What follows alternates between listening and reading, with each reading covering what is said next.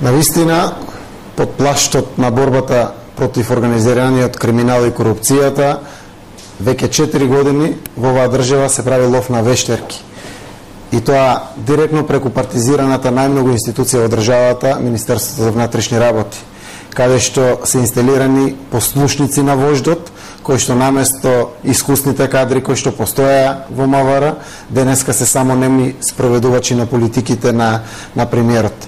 Секогаш кога се случуваат најголемите криминали во државата, меѓу кои и во самото Министерство за внатрешни работи, тогаш се случуваат и најголемите тортури и притисоци врз истакнати членови и симпатизери на Социјалдемократскиот сојуз, односно врз луѓе кои што не мислат исто со ВМРО-ДПМН.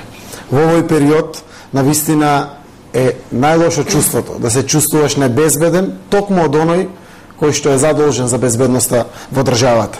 Но само да кажеме дека мора да се издржи оваа време на диктатура на ВМРО-ДПМН, да се опстои во борбата против ваква притисок, терор, хајки низ целата држава, закани, уцени, влијанија врз судството, за да може на крајот да веруваме дека ќе го вратиме системот на нормала.